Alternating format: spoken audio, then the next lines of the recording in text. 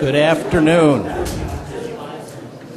This is the portion of our symposium where I say it's been a wonderful introductory panel, and it was. So we thank those panelists from the first session of the symposium.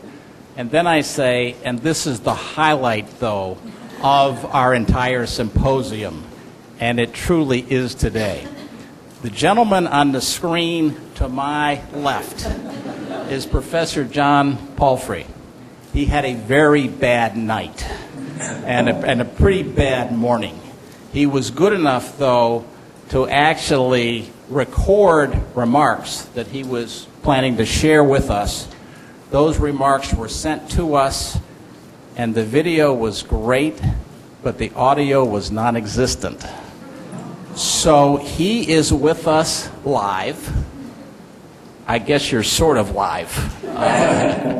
But we are thrilled that he is willing to do this. He honors us by being our Edna Nelson lecturer, but he really has gone above and beyond to be with us today. So let me take about 2 minutes to say a little bit about the lecture and a little bit about Professor Palfrey, and then you will hear from him directly. You have the brochure on the Earl F. Nelson lecture, and you realize this is our most distinguished lectureship here at the School of Law. If you look in the bulletin, you will see past lecturers. They include, I believe, 5 United States Supreme Court justices. They include university presidents. They include deans and distinguished professors from around the world. And a few years ago, a winner of the Nobel Peace Prize. So this is our distinguished lecture. It is endowed by the Law School Foundation to honor Mr. Earl F. Nelson, who was instrumental in founding the Law School Foundation, who realized the very real need, and this is back in 1927, for private funds to support our public university. So the Earl F. Nelson Memorial Lecture in his honor, and we thank the Law School Foundation listed on the brochure, and we certainly thank the Nelson family. Now, we are thrilled, and we have been thrilled for some time, to have Professor Palfrey as our Earl F. Nelson lecturer today. He is faculty co-director of the Berkman Center for Internet and Society at Harvard University, and is the Henry N. S. Professor of Law and Vice Dean for Library and Information Resources at Harvard Law School. He holds degrees from Harvard College, the University of Cambridge, and Harvard Law School. After graduating from Harvard Law School, he practiced corporate and intellectual property law with Ropes and Gray. His research and teaching focuses on internet and democracy, intellectual property, access to knowledge, and youth and technology. He's authored or co-authored 7 different books, including Born Digital, Understanding the First Generation of Digital Natives, Access Denied, The Practice and Politics of Internet Filtering, and Access Contested, The Shaping of Power, Rights, and Rule in Cyberspace. These books and his many other publications make him eminently qualified to be our Nelson lecturer here today. We are thrilled to have him with us. We are honored, and we are appreciative of the efforts he has made to be with us today. There will be an opportunity after his remarks for some question and answer, and we have a microphone set up over here by Daryl Yeager. That is, I think, a portion of the view that Professor Palfrey has. So would you please join me in welcoming Professor John Palfrey to our law school, to our symposium, and as the Earl F. Nelson lecturer. Professor Palfrey, thank you so much. Thank you so much, Dean Dessem, and thanks to all of you for putting up with this unusual arrangement. I'm incredibly grateful to all of you for inviting me to this symposium, to making me your Nelson lecturer. I certainly am no Supreme Court justice nor Nobel Prize winner, and I'm just thrilled to be able to be part of this symposium and this lecture series. So I thought that I would start by reflecting on the nature of this interaction. In certainly I was hoping to be there with you in person, and I think we're all better off that I'm not. I realize that one thing we can't do in the cyber environment is to share atoms, as in germs, and so I think that's a good thing in this context. But I think what we should be able to do in the cyber environment is to share ideas, and it's an important piece of the story of cyberbullying. I think that this kind of an interaction can happen, but that it has different aspects. There are different things to the mediation. On the one hand, this is a very newfangled way of giving a lecture, I suppose, in the sense that it's over Skype and probably doesn't sound perfect. On the other hand, it's also something of an old school way, which is to say I had prepared these really snazzy slides for you with lots of moving things and pretty pictures, and I can't share them with you. I'm sorry to say I can't share them with you because the file is just too big to convey through cyberspace and so forth. So in a sense, I'm going to try to do something that scholars of my generation anyway don't have a lot of experience doing, which is trying to hold your attention in an old-fashioned way with just a lecture. So in some sense, this is both newfangled and old school. I think that's actually an apt metaphor to some extent for the cyberbullying discussion as well. My sense is that we are best to see the problem that we're addressing through the symposium that you all are addressing in person in the symposium as being at once newfangled and mediated by new technologies, but also very old school. The problem of bullying is not a new one. It's not one that came about because of the cyber era. And in many respects, this tension is one that runs through the various kinds of approaches we might take to addressing this issue. So I'll hold that tension in play, and then at the end we'll come back to where I think what we should make of that tension. Okay, so here are my slides, effectively. I'm going to try this and see if it works. I would otherwise have told you that I'm in some kind of a nice image, that I'm about to talk about the context here in which the cyberbullying discussion, I think, ought to take place. So the context is set by many, many factors, of course, but to me the ones that are most compelling are the factors related to how kids are interacting with one another, with information, and with institutions differently in a digital era. And the fact of the matter is that in some ways they are doing things differently, and in other ways they're doing things just the same way that kids did in the past.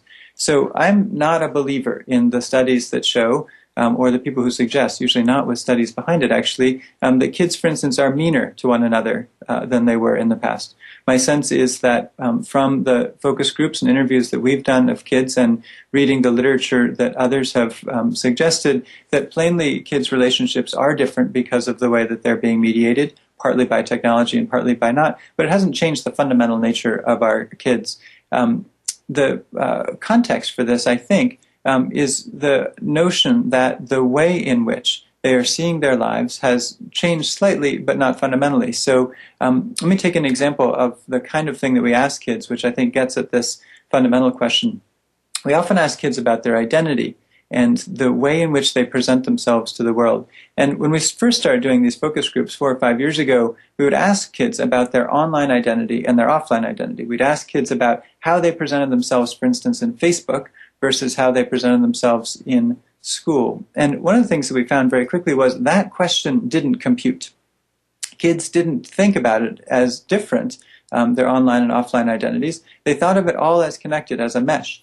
And I think this helps us to see one of the distinctions for kids who were born before, as I was and many people in the room were, before the advent of social technologies, which I placed at about 1980 or so with bulletin board systems, and those born afterwards, which is that those of us born before about 1980 have a sense of a world without this digital overlay to it, where those born after 1980 often see it as all there was. So it's not digital life and offline life, it's just life for these kids. And I think there are real distinctions based on that view that we can track going forward. I also think that it's important that if we try to craft solutions that address one zone and not the other effectively, it also is going to not compute to some extent for these kids. And so figuring out how we think about the difference that is cyber versus what's offline effectively without making a mistake of pulling them apart in a way that actually doesn't make sense as a solution is one of the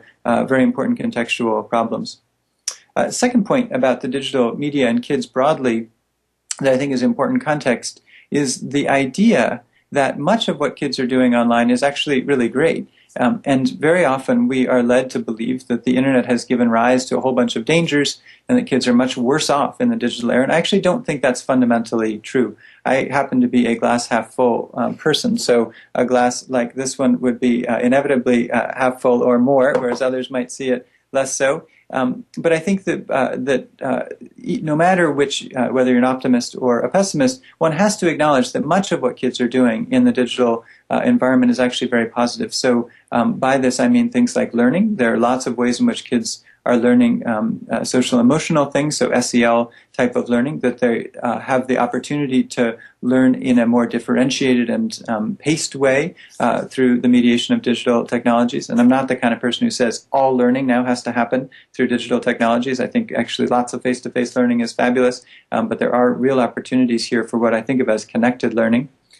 Second, creativity. Obviously, lots of kids are doing many things in the digital environment, like creating remix videos, for instance, or podcasts, or blogging, and so forth, that is very expressive. It's helpful for their learning about self-expression. It's helpful for their learning about how they can be authors, and they can be people who are shaping knowledge in their environment, and they can do so in a very public way. And there's a lot of great learning and creativity happening that way. I'd point third to the innovation of many of these kids. We see the extent to which it's often kids who are creating the technologies and the services that are defining the way in which we interact in a digital era. So scroll back 12 or 13 years to Napster. When that came online, that was Sean Fanning as an undergrad at Northeastern. You may have mixed views about the outcome of Napster, but it plainly was a disruptive technology. Ditto for things like YouTube that Chad Hurley started. Yahoo and Google are both graduate students at Stanford. Certainly Facebook with Mark Zuckerberg here in my hometown. So a lot of the innovative services that have been created by kids for kids. And I think that the kind of growth in computer science and learning, and frankly from American competitiveness standpoint, this is a huge area of growth and where we really dominate. And it's important to note that piece too. And then fourth, I would highlight activism. We are coming off the Arab Spring story of last year. The Obama campaign of 2008 is another one where many young people got involved in civic life in important ways mediated through technology. I don't believe that the technology makes people be active, but I think it is a very important way in which young people are participating in civic life, and in very high numbers. And it's tracked a lot of growth also in terms of kids getting more active in both political and social life that's positive. So I want to put it in the context also that much of what's going on in these online spaces is positive. And third contextual bit is the way in which we think about the ways in which kids are less well off, where they are in trouble, is often not true. The myths that pervade the way we see digital media are often much more powerful than the truths that seep through, and this is something I blame often on the media. It's often easiest to track a terrible incident and then try to extrapolate from there and not to listen carefully to what the data are saying. So one way in which I would highlight this problem relates to the safety question. So I think most of the discourse around kids and digital media has been dominated by the fears that kids will go online to a site like Facebook, or a few years ago MySpace, that they'll meet somebody they didn't know, and that person will lure them into an offline encounter and do them great harm, sexual or otherwise. As a parent of a 6-year-old and a 9-year-old, that's my worst nightmare. Of course, this is a horrible thing. It does happen from time to time. It's not that it doesn't. One thing, though, that is important to note is that the incidence of that happening has not gone up with digital media. So if you look at the studies from 1990 to today, the incidence is actually tracking down a little bit, the likelihood that a kid will be harmed in this way, not up, as I think To Catch a Predator or other things would have you believe. It's not the case that there's been a spike in sexual predation because of the advent of Facebook, say. Second piece on that score is that very often what we think of as the kind of unsafe spaces are not really the unsafe spaces themselves. So where people often point to MySpace or Facebook, the very big spaces, there's often not much going on there of the sort I just described. They're often in very edgy chat rooms on the internet, which are environments, if you've looked at them, and I don't encourage it, at least around other kids, it's obvious what is going on in many of these spaces. And so kids who do get harmed in this way are often there looking for sex or discussion about sex, and it's often kids who are at risk in the rest of their lives who are entering into these circumstances. This is, I think, again, we're thinking about the online and the offline, the traditional and the newfangled in the same breath is actually really, really important. So it's not that this isn't happening, but it is that the spaces where people are meeting these predators have changed some. They've changed from the physical spaces often to some of these edgy online spaces, but the incidence is not up. But to segue to our issue of today of bullying, the one place where I think there are upticks in the incidence of kids being harmed is peer-to-peer harm and psychological harm. So if you look across a very wide range of studies, and there are many, I think most of them would indicate that there is more harm happening to kids psychologically in larger numbers at this point than if you look back a few decades. And I think this is one of the things we have to grapple with. Is that, in fact, that kids are themselves being harmed by their peers more often than in the past psychologically, or is there some other dynamic at play? So I'm going to address that problem, but let me switch to my second slide here, which is, should we be calling this bullying or cyberbullying? Is this what's the right frame for this, and what do we know about it from the social science research? My inclination is that it's better to think about it as bullying broadly that has the kinds of harms happening mediated through two different environments, but where it's the same core behavior and many of the effects are the same. Sometimes the effects can be worse and longer lasting in the cyber environment because they persist and so forth. So it's not to say it's entirely the same, but my sense is we should talk about it as bullying and then realize that it plays out in slightly different ways in these multiple environments. And I think one reason that we might be able to track an increase in the incidence of this happening, and this could be my Pollyanna-ish nature coming through here, is the fact that on the internet we can record these things. They are persistent. You can view them while they're happening and also after the fact. Adults can see things that previously were happening in the school's corridors or in playgrounds. Now you can see them online happening in real time and then after the fact. So it may be that some of the incidents that we see rising in this digital era is in fact due to just a change in the mediation.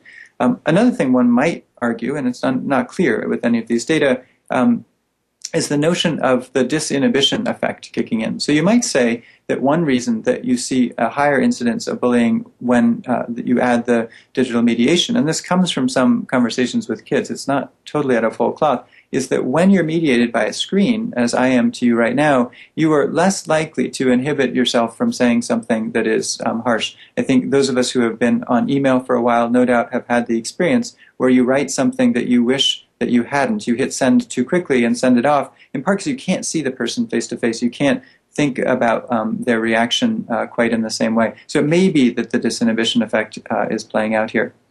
But let me pause and come back to some of the studies that we've got on bullying and cyberbullying and try to tie that, if I might then, to the kinds of legal responses and other non-legal responses that we might apply.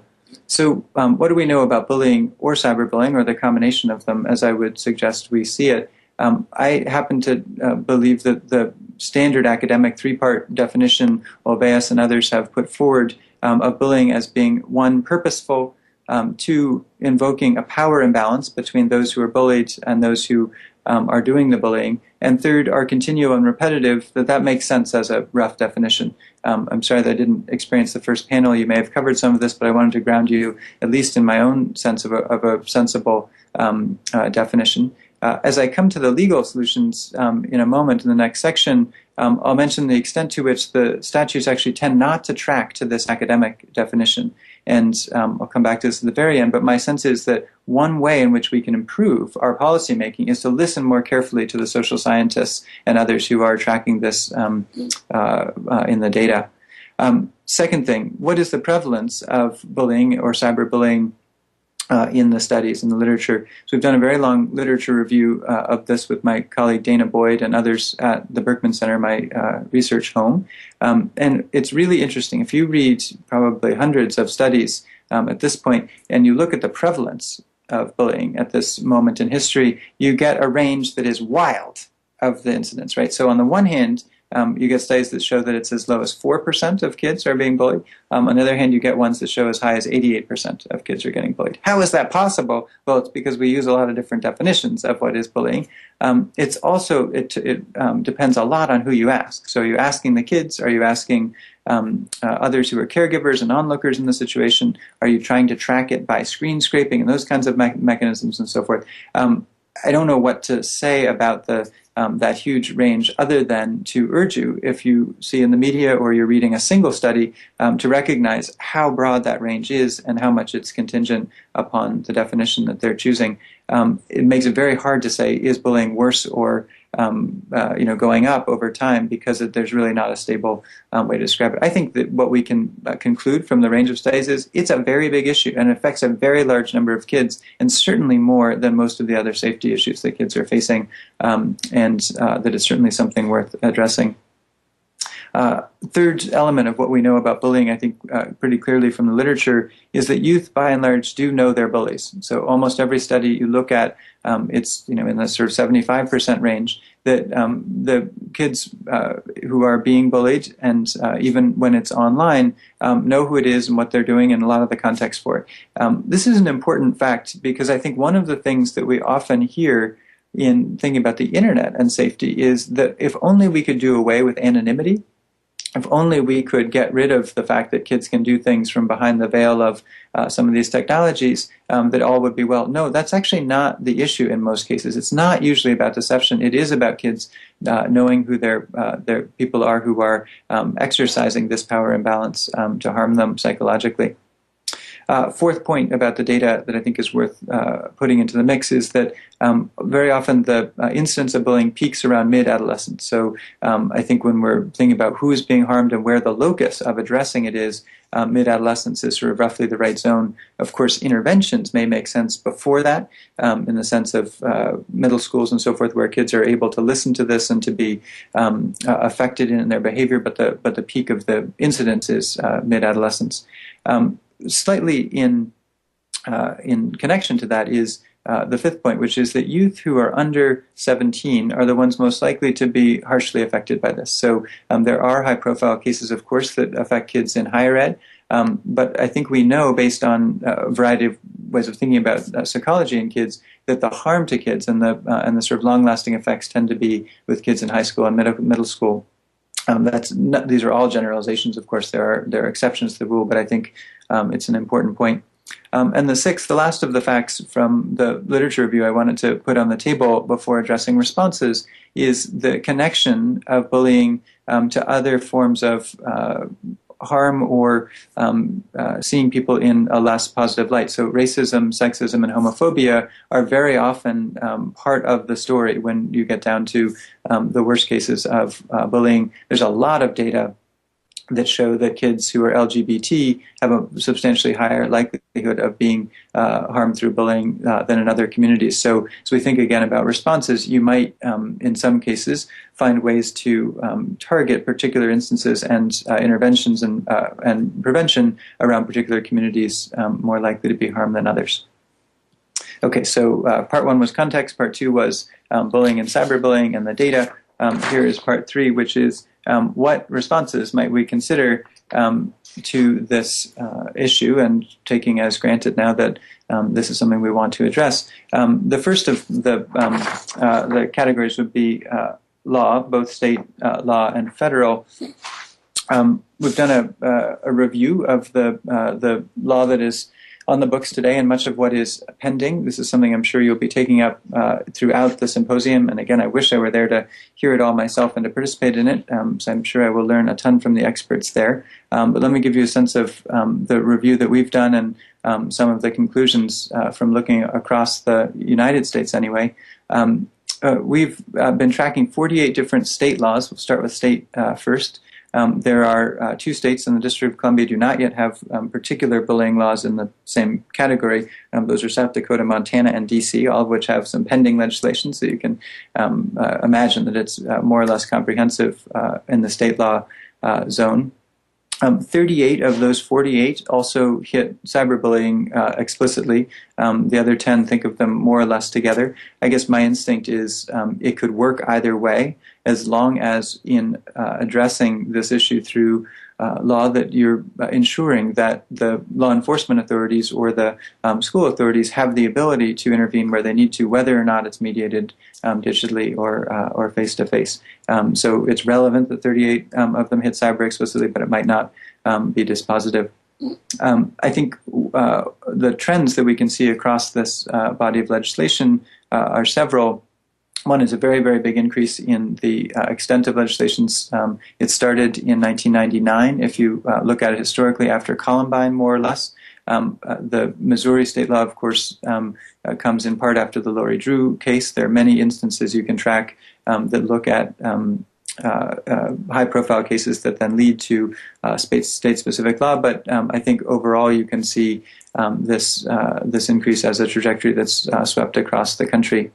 When you drill down on these different laws, they tend to have one thing in common, and then a bunch of varieties. By and large, they tend to focus on requiring school districts to adopt policies regarding bullying. So the basic policy level that we've been pulling at the state level is to say, let's emphasize the schools as the place to intervene, and let's require them to take a series of process-related steps to address bullying broadly. And then from there, it gets pretty broad in terms of the different approaches that states take. When they do, they don't tend to track that research-based definition that I described of bullying, that three-part Olveus one. And again, much like the studies, the laws often jump off from their definition. So if you're doing a statutory analysis, looking at which sort of class of definitions they use often then shows you the kinds of approaches that they're going to take down the line. And there's a big range of what's been implemented in those 48 laws. Many states have mandatory reporting requirements. So another one of the levers that's been pulled is the requirement in a circumstance in which it's come to the school authorities that they need to report what's happened. This is one that causes lots of consternation and interest because one question is, if it is in essence constructively known in an environment like Facebook, is this something that needs to be reported? I'm sure this is one of those policy discussions that may pop up in the course of the symposium. But the basic mechanism that when it comes to the attention of the school authorities and whether or not that activity took place on campus or off, another of the big policy questions, that there's the requirement to report and then do something about it. 14 of those 48 states then say, if it's been reported, that there needs to be counseling or some other specific intervention. So you can see that the specificity drops off in terms of what the actual response would have to be in terms of looking out for kids. But overall, this is the basic mechanism. Another piece I wanted to highlight is the notion that some but not all of these state laws mandate particular curricula. The next segment I'm going to talk about is curricula that are in schools. So some states, but not all, say that schools have to put a particular curriculum in place and use that as their point of leverage. Last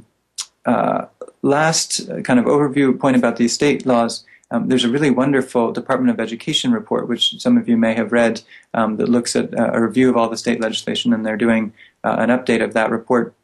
One of the things they highlight in the DOE report, and that we found in our review as well, is a trend toward having some degree of criminalization of bullying in these state laws. Again, it's not across the board, but it seems to be a trend.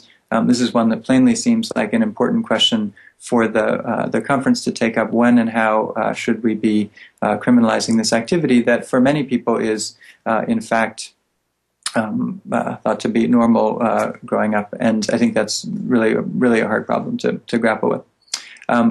In terms of other aspects of the state laws, I think my own view about criminalization is that it's not a great idea within these new laws to focus on criminalization, especially where there are in the background law things like stalking or criminal harassment statutes already on the books that address the most dire of these circumstances, and that where we try to drop more explicitly into the bullying statutes, criminalization provisions, that it becomes very, very hard to distinguish the kind of normal growing up types of activities from the most upsetting cases and where we would want to invoke the criminal system. My sense is in most states that we've looked at, there are pretty good statutes for those worst scenarios. But again, that'd be something we might engage in Q&A and afterwards. The two problems that we've seen across the board with these state laws are, I think, pretty consistent. One is the low level of commitment to training for teachers or others who have to implement these kinds of systems, whether it's reporting or it's curricula. There's very little that emphasizes what do we have to do to skill up the people who need to be the first responders in this case. Maybe one might say that's not something required of law. That's not where we should focus on it. But I think that if we don't look at the implementation, that we're not actually going to have good effects from this kind of legislation. Second is funding. So I think one of the huge problems is that only 11 of the 48 laws on the book actually explicitly speak to how to pay for these programs. So whether or not it's pushing curricula or it's pushing other kinds of intervention, there's no funding mechanism to do this. So we think about what we're saying to schools is you have to add this into all these other things that you're doing, and you are the right locus to focus on this school district, but we're not going to fund this work, and you just have to figure out how to pull that out of something else, and that's obviously unlikely to work, at least for many school districts that are already feeling strapped. Okay, pivot to the federal law. I want to hit just two of the recent proposals in that area. They're related, obviously, to the state law, where there's a lot more action. But one is, as you probably know, there has been a federal law proposed around criminalization. That's one I testified on about 2 years ago. In full disclosure, I testified against it. I think having a federal law focused on bullying that criminalizes is not the way to go, particularly with the language they were proposing. But again, that's certainly debatable. The other kind of primary strand of proposals through the Congress has been a funding proposal, recognizing that there have been these problems of unfunded mandates with many of the bullying programs, and saying a federal block grant approach is an important one to take so that we're addressing these harms where they are occurring, and in fact giving the schools and law enforcement and others the resources they need to carry them out. That seems to me a fairly obvious thing to support. It doesn't solve the problem itself, but it is a fundamental building block in the story. The third piece I would mention related to federal law is going to come out of left field in a sense, but I think I can bring it back to the frame. Those of us who work on internet law as our background have been for a long time talking about something called the Communications Decency Act, Section 230, CDA 230. I suspect there are some CDA 230 experts in the room. This is a statute dating from the reform of the Telecommunications Reform Act in the mid-1990s, and the Communications Decency Act was a big proposal that was back in the early days of Internet, when the Congress was very worried about effects on kids in particular of what they would see online. It really, I think, was sort of an anti-porn type law. This was an era when pornography, of course, was one of the first things people used the internet for, and they were worried. Congress people were worried about their kids getting access to it, and they wanted to have a way in which websites and intermediaries would protect kids from it. It was meant as a Good Samaritan type of legislation. That was, at least when you go back to legislative history, what they were trying to do. It turned out that most of CDA was struck down in a Supreme Court case, ACLU versus Reno, and for good reason. It was badly overbroad and required the implementation of a form of internet filtering that was and is an imperfect mechanism. But what remained of CDA was this one provision in particular, Communications Decency Act, Section 230, still good law in the United States and a very important one. And what it says is that those sites that are providing a place for people to publish their own information, where the site itself is not a publisher, are immune from liability for what happens on those sites. The original conception of this was, of course, around CompuServe or AOL, these original kind of sites where people were putting messages up. And basically, CompuServe and AOL were saying to the Congress, look, we can't possibly monitor what's going on or be liable for the bad acts of our users. And that basic premise is sound. It certainly has led to a lot of innovation. But the way in which the CDA 230 immunity has played out, I think, is not good for kids and is not great in the long term on this bullying issue. The reason why is I don't think it creates the kind of incentive that sites need to do the right thing when it comes to protecting kids. And I'm not positive how to frame the carve-out for CDA 230 that is a kid-protecting carve-out, but I think it's worth taking up. And I should say, I am absolutely running against the grain of most of my colleagues who study internet law. Most people think, don't tinker with CDA 230. It's perfect. It's crucial for innovation. But my view is that if you don't have some kind of an incentive, some kind of a way that requires websites and technologists to do the right thing, that immunity becomes too broad. There's not even a requirement to report harms or to help out when somebody's trying to figure out who is the person who was doing some harm. Since we're in a law school environment, I would raise the auto-admit cases from a few years ago that sort of took the law school world by storm, where there were, in theory, anonymous instances of people saying nasty things about other kids in other sections. It hit us at Harvard Law School and at Yale as well, I suspect, at your law school too.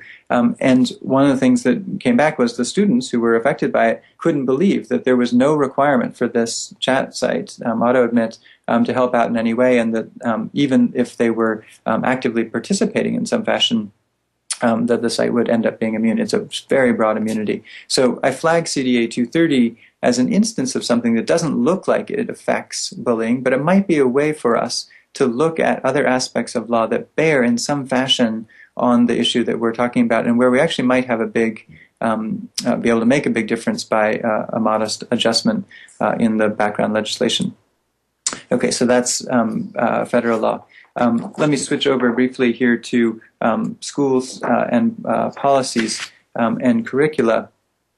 I think that when we look at the literature around bullying, this is plainly the area where most of the emphasis has been placed to emphasize schools as the locus of intervention. I think that's by and large a good thing, although it's not the only way to do that. There's a very recent study from this past year, Durlac et al., which looked at 213 curricula and about 270,000 kids who had gone through it. And I think the general findings from this study and others that have been the kind of meta-analyses of curricula is that, in fact, generally these curricula do work, that we can improve skills among kids and attitudes and behaviors that affect the incidence of bullying, that it is possible to have data-backed programs, and it is possible that we can engage parents and others through these curricula to help kids reduce the incidence of bullying. These findings around curricula, I think, are really important because they point to the fact that it's not the case that there's only one curriculum that's going to work in every school in every instance. They're very context-specific, but that a very broad range of curricula actually can work. What we have also seen, though, in the literature is that they often don't work if they're kind of one-off things. This makes perfect sense, but they're one-off things where they drop in an outside lecturer who scares people about it, for instance, for one day, and then it's not sustained within the community. Bringing in experts periodically is not that helpful. Bringing in people who have no connection to the community for obvious reasons tends not to be effective. And the ones that do work very well are ones where there's investment in training of teachers, and there's investment of social workers and psychologists and others who are participating in the school-based zone. And that, I think, comes back to the funding issue that I raised before around federal law, which is it's fairly clear that the design of these curriculum are pretty good and that we can address many of these issues for kids, but that we're actually not supporting it in the United States and elsewhere around the world, but the data is clearest in the U.S. Okay, so there's much more to be said about schools and curricula, but since it's a law conference, I will pause there. And then I want to raise one last one, which is non-law and non-school-based approaches. I'm a devotee of the legal scholar Lawrence Lessig and his idea, particularly with respect to cyber issues, that there are at least 4 modes of regulation that may be effective. What he calls East Coast Code, or the kind of law we've already talked about, passed by the Congress, West Coast Code of technology, markets, and norms as the 4. My sense is that one of these that's least likely to work is markets in this case. I'm not sure there's a huge market-based approach that's going to address bullying or cyberbullying with kids. But I think these other three approaches actually all can work in concert. So we've addressed the law, the East Coast law, East Coast Code or law. With respect to technology, I think there's much more that technology companies can do to help kids in this context. I think going back to this idea of these experiences being mediated by technology, I think we have not set up a circumstance in which companies like Facebook or any of the social networks, much less the mobile service providers or others, are incentivized to help particularly. That there's not much of a competition, there's not much of a sense that it's a good idea to participate in this. In fact, the way that laws like CDA 230 have worked, I think they have encouraged people to back off from that, not to be actively engaged because they want to keep that kind of immunity.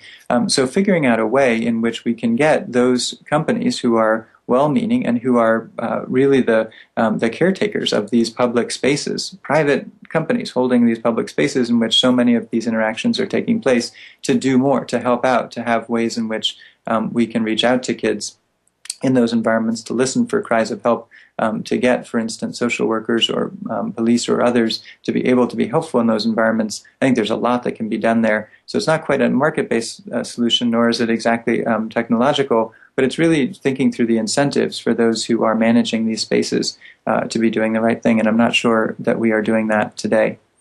The other big piece I would point to is social norms. It seems to me that in talking to young people about how they interact with technologies and with one another, that it's not at all a surprise, but they listen to one another. They are affected very much by the way in which their peers are acting. And we know this from the data about bullying, that most of the time bullies actually want to be popular. That part of what they're trying to do is to connect with their peers. So I think focusing on solutions that affect social norms are really important. This is another one of those things that will, in a distinguished Nelson lecture, seem like a weird thing to note, but there's a singer named Lady Gaga, who I suspect you all know. She's decided in the last several months to devote her foundation, the Born This Way Foundation, to addressing meanness and cruelty to kids, particularly through sort of a message of empowerment and bravery and so forth. She has asked us at the Berkman Center to be their research partners, so we're helping her to craft that foundation strategy from a research perspective. We're kicking it off later this month on February 29th at Harvard, and the idea there, I think, is to use the ability for someone like this who has, with a single tweet, can reach 18 million people, or a single Facebook message, 50 million kids, to use that kind of celebrity to affect social norms and to affect it for good. This is a bit of a high wire act, of course, is trying to work with celebrity in this way, but I'm very confident that in this case the singer is devoted to learning what the real data say and to figure out how to use her fame for good.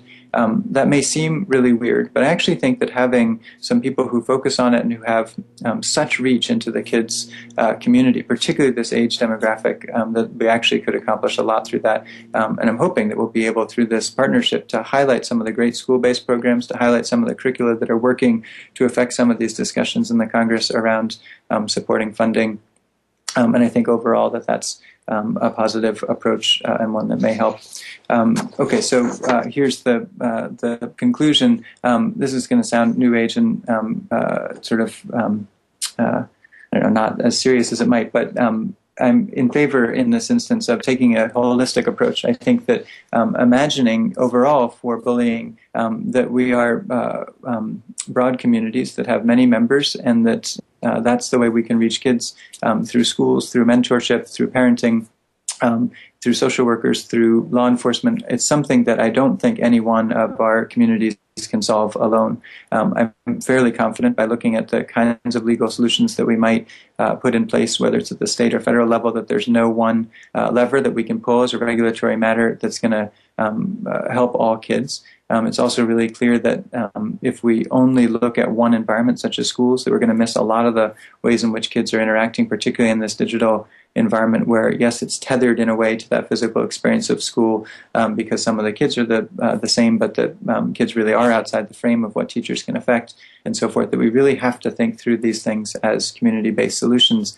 That's a frustrating thing to say, I think, as a lawyer, to say that we can't just pass that one law that will get it done, but I really believe this is one of those issues, and a fast-changing issue, where that's where we stand. It's not to say don't do these legislative fixes, but I think we can't overly rely on them.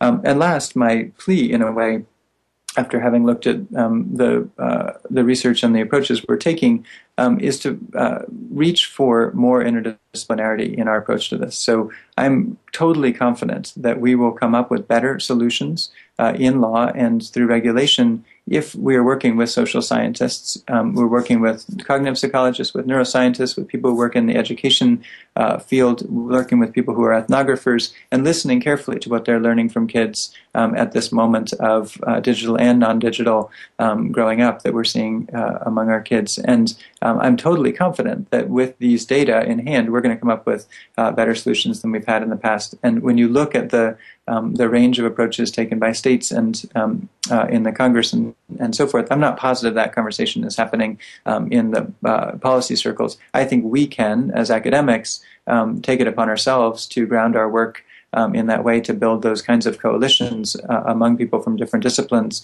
And I think the net effect will be more effective lawyering, more effective community-based solutions to issues like bullying or cyberbullying, however you see it.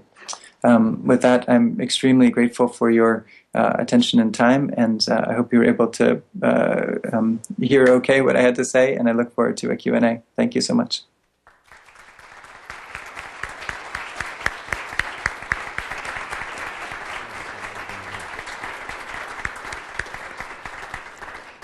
Professor Palfrey, that was wonderful, thoughtful and thought-provoking both. You did it with 7 slides, a half a glass of water, and Lady Gaga. So this is, and the lights are dim. So thank you so much for giving us so much to chew on. We've got the microphone over here, and Daryl has just changed the camera angle. So please come down. And are you up for some Q&A? Absolutely. Yeah. Right. As long as you need me. All right. Fantastic. Well, we've got an open mic right over here.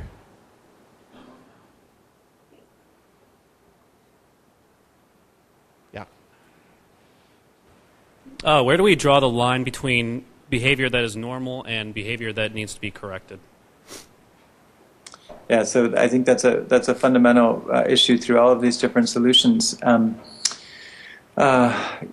I think that these are community-specific kinds of conversations, which is why I think we see no one federal approach to this making a whole lot of sense to anyone, and why we see it at sort of burrowing down into the state level and then school by school policies. My own instinct is that we should focus on the worst cases and figure out how we can intervene for kids through kind of formal mechanisms where the cases are really pretty bad, and otherwise to seek to affect social norms broadly, but without doing really fine line drawing exercises. Because I think the difficulty of your question is that I don't think we're all going to do that line drawing exercise in a way that's going to be comfortable in communities, and I think that's one of the difficulties of seeing this as a legal solution. So I guess I would say that's why when I've talked about the criminalization around things like stalking or criminal harassment, that seems like the right place to focus on the sort of heavyweight kinds of interventions. And then to say, okay, if we're talking about something that's affecting 88% of kids, we don't want to put 87% of kids in jail, right? This is an instance where I think we've got to try to affect social norms broadly, but recognize we're not going to get it well at kind of a fine-grained level.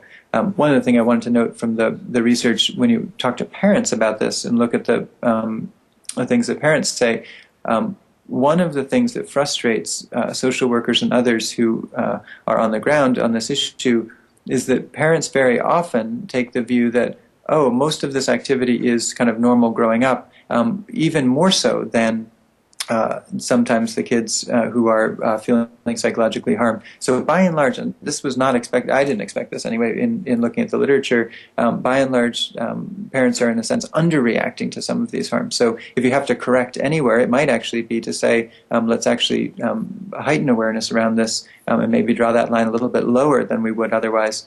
But that was just sort of an unexpected part of the research. I remember you saying there was I may have misinterpreted this, but there was a few different state definitions that of bullying, and that kind of had a effect on how it was going to be implemented. You could predict. Could you elaborate on those different definitions a little bit of bullying? Sure. So, I think it goes right to the heart of your question that across those 48 states, that very few of them track that kind of three-part state definition, or three-part academic definition that's fairly consistent. I could pull out a few specific examples in terms of some of the states. Just for instance, I think one of the aspects of the academic definition that makes a lot of sense is this idea of the repeated pattern. Only 8 states actually define bullying as encompassing behaviors that are repetitive, systematic, or continuous, and 5 define bullying to encompass severe or pervasive conduct. So I think by and large the line is being drawn in a very inclusive way when you pull out that idea of repetitiveness. My sense is that might be something that's good to put back in terms of assessing which instances are more likely to be effective in terms of protecting kids. Another area where we see distinction in terms of definitions is around the intent to harm issue. 16 states define bullying to encompass only behaviors that are intended to harm another. And a lot of them try this kind of reasonable person stuff that we know from all of our law school classes as a way to address it. So all the states, I think, that are passing laws in this area are struggling with the definitional question, but by and large they tend to drop off one or more of those criteria that I mentioned before. Hi, I was very interested when you were talking about potentially getting these technology providers like Facebook or Twitter or any of the other big sites involved in this process, and what types of incentives we could use to get them involved. And I was just wondering if you had any ideas along those lines. Sure, and I'd love to hear your ideas too, if you have some. My sense is that at the level of law, that we shouldn't require specific interventions, but we should change the incentives so that they're incentivized to help. So I think if we were to try to specify, you need to have a particular aspect of your technology changed, I think that's a way in which the Congress has generally not done a good job, is when we try to specify technologies, solutions. So what would I do if I were working at a Facebook or a Twitter or others? What I would emphasize is, how do we set up the kinds of response networks that can help kids that we know work in the offline world? So this is going back to that idea of the kind of newfangled and traditional. I think one thing that we know is when kids call out for help in a variety of ways, you need to have the scaffolding there. You need to have support systems for them. So I think one thing that we could do relatively easily is to figure out, are there ways to make it really simple for kids to identify issues that they observe? Bystanders often can be very helpful in bullying instances. So is there a way that we can help bystanders to bring to the attention of somebody who could help, like a social worker, and find them, help them to have ways to embed themselves in the system? There's a number of very, I think, thoughtful proposals about how to make text messaging easy for kids to help identify harms as they're occurring and so forth. So I don't think actually we're talking about very high-tech or difficult things. I think we're talking about, are there ways in the sort of ordinary course of using these sites that we can make it easy for kids to notify people who might be able to help? And I would emphasize onlookers and bystanders, as well as kids who sort of want to do the right thing, as places to emphasize giving them some help. Has there been any effort so far to reach out to these companies? I'm just curious, along these lines, to solicit ideas from them in any ways? Sure. So researchers like us spend a lot of time talking to those companies, and I was the chair of national commission a few years ago called the Internet Safety Technical Task Force, and in that context, we looked at this issue as well as online predation, as well as harmful content and access to kids. And of the 30 members, Facebook and MySpace and Google and others were on that task force with us, as well as child safety experts. So there's an ongoing conversation about this. I think, by and large, companies are focused on profitability, and they're not all that focused on, solving this particular problem. I respect greatly a lot of the people I know at Google and Facebook and others, and I think they're starting to see that issues like privacy, like safety, are ones that might be ways for them to compete positively going forward. But I wouldn't say that we have an environment where these companies are competing on how safe they are to protect kids. Turns out the very big sites, as I mentioned, tend to be relatively safe, so it's not that there's a crisis here, but I think there's much, much more that they could do, and they certainly are aware of our interest in having them do more. Thank you. Thank you. Hi there. Hi there. During your talk, you mentioned a number of ways that we can address the problem of bullying and the problems that children have. You mentioned schools, you mentioned the criminal law, you mentioned their peers. I noticed that parents was one thing that wasn't mentioned, and I'm sure it'll come up time and again during our conferences. But as the father of a 3-year-old who received her first bad report from daycare yesterday, I'd be curious to know what your thoughts are on the effectiveness of kind of a parent-centric approach to dealing with this, either as the parent of a bullied child or of a bully. Yeah, it's a great point. I think there's huge potential in parents as helping out in this instance. But I will admit that the kinds of approaches that have targeted parents have not seemed to have been effective. Why? It's very hard to reach all parents, and parents have such incredibly different styles. It's sort of like saying we're going to reach the entire populace. So the reason that I didn't include them in my sort of focused discussion of where we might think about intervening is really one of effectiveness of reaching them. It's not effectiveness of parents being able to help. Of course, great parenting, as I'm sure you will do, is crucial to the story. And if we could do that, that would be great. There's a wonderful organization called the Family Online Safety Initiative or Institute called FOSI, F-O-S-I, that Stephen Balcom runs. This is a group that focuses very much on parents. Common Sense Media is another amazing organization that focuses both on parents and teachers and giving them resources to address issues like bullying, and they put it off in the frame of digital citizenship.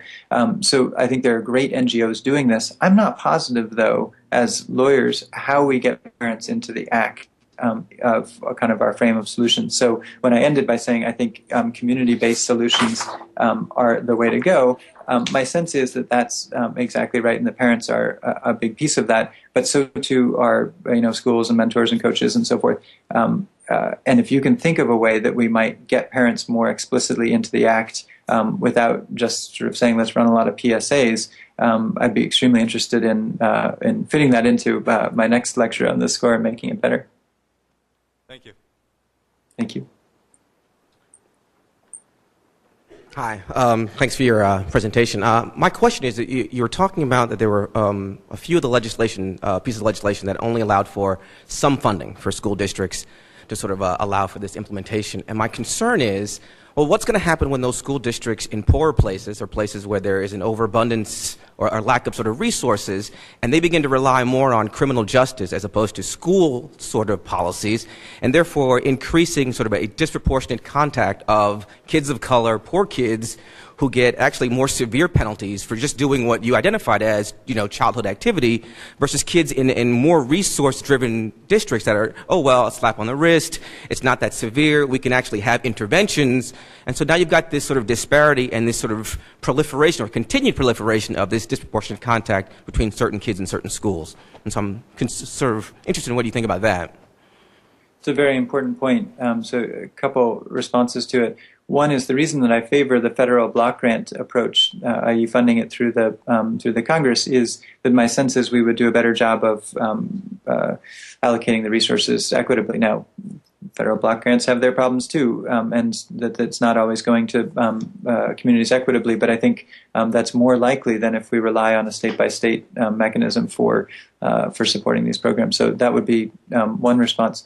The other is to say, going back to my starting point about kids who are affected by this kind of activity, in studying kids online, studying kids and their behaviors online, one of the things that breaks out really, really clearly in the research is that the kids who are most sophisticated about how they interact online are kids who come from higher SES backgrounds. So usually the studies, and I'm thinking of the work, for instance, of Esther Hargitay of Northwestern and others who look at this, is if you look at parents' education levels, which is usually a proxy for SES, if your parents had a higher education level, you're much more likely to have more sophisticated skills in terms of interacting with other people online. And if your parents have a lower SES or education level, you're much less likely to have those sophisticated skills. So you're just as likely often to be online, but you're often actually not as skilled up in terms of how to protect yourself in the safety sense, or in terms of how to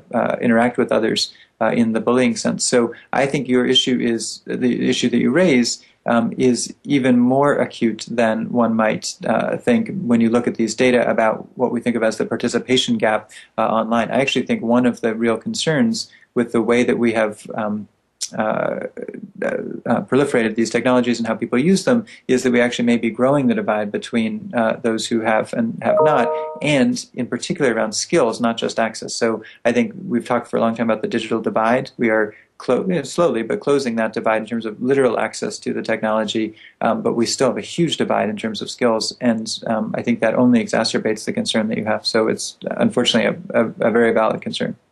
Thank you for what you've brought to us. It's been wonderful. I want to ask you a quick question. You had talked about research that says that that bullying seems to peak in mid-adolescence and then drop off. We have just done a study at our law school, an empirical study, and have found pretty similar kinds of rates of bullying and severity of effects as what's been seen in K-12, also in adult bullying. And I wondered if the research that we've been looking at may be flawed in that there hasn't been a lot done at the higher ed level, and so we're underestimating what's happening there. And I wonder if you've thought about that at all, or if you find that surprising. No, absolutely. I think that's a really, really good point, which is we're a little bit like a drunk looking under the spot, what do you call it when you're outside in the evening, the lamplight for your keys, right? If there's not any light there, we may not in fact know about the incidents. And so if there haven't been as many studies, which there haven't, of older kids, that my assertion about prevalence may be described that way. It's a lot like the concern I noted about the data where we're actually seeing higher incidents online because maybe we can track that and study it. So I'm completely open to that as a possibility. I think the only counter to it I might note is I do believe the data that suggests that the harm is felt more acutely by kids who have yet to develop as much of a kind of psychosocial profile as older kids. So that's just another data point. But I think you could be totally right, which is that we're actually not asking all the right questions, and we may be seeing this peak of prevalence kind of prematurely. Well, thank you. Hello, I enjoyed your talk. Thank you. I have a question that's related to use of technology and monitoring what people are doing. So most of what you've talked about previously is to go out with a program or put some mechanism out where someone can self-report or report a friend. I'm looking at issues of using technology that cover what is going on in the internet. So for example, Google on March 1st is going to group together your Gmail account, what you do on YouTube, how you do searches, and how you do location, and they will give you a response based on what you have done previously. So they're tracking you. Now of course that, right, for that is for ads. They want you to buy things and that's how they're going to sell them. But in the future that might change and people might track information just to find out what you're doing to determine is there an issue that's going to come up in this case. And I'd just like some of your thoughts on that. Yeah, I think it's a really good and difficult point. Very often we look at the risks or harms to kids. The privacy issue and the safety issues are kind of side by side. And I think that we have a major problem, and there's a whole other discussion about what kind of legislation we need in the United States, but around privacy. And the way I think about it for kids is, in a sense, we've never had a generation that has lived sort of from the cradle or pre-cradle, if you think about the kind of sonograms, to grave, where it's all been recorded one way or another, right? So all these activities, whether it's on all these Google services or Facebook or credit cards or surveillance of going into dorm rooms or whatever, we don't know what the effect of that's going to be, either psychologically or in terms of having instances where kids are going to have tattoos that they want to kind of rub off, the cyber tattoos, and not be able to do it. I just don't think we've thought that through well enough. And we as humans, this is consistently shown in the data, we trade convenience for control of personal information all the time.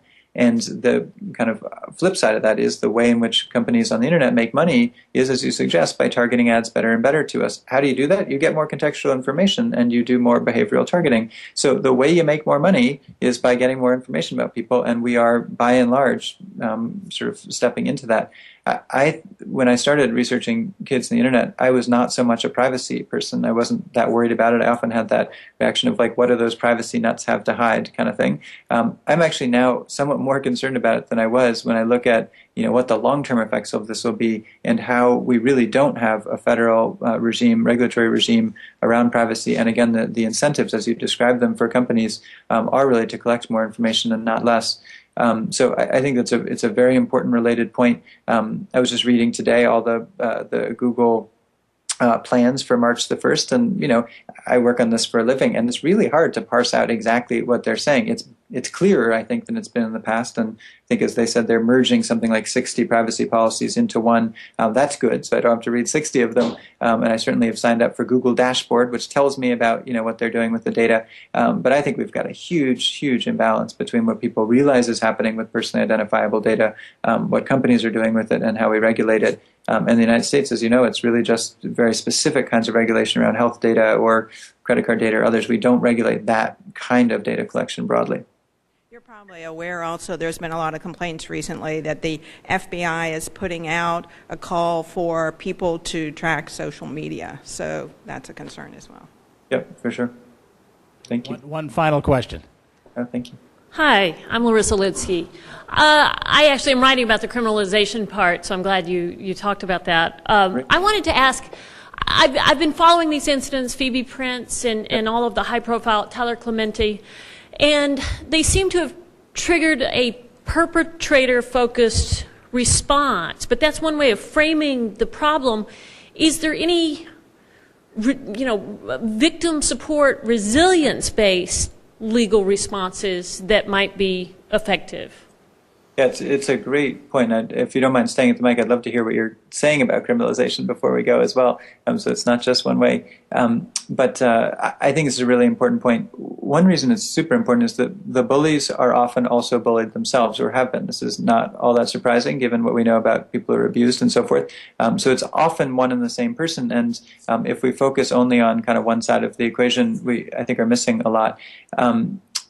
I do see the kinds of state statutes that require the interventions after notification of counseling and so forth for kids on the resiliency side as a part of it. The language that we're working with Lady Gaga on around resiliency and bravery is very much in that same mode that you're describing.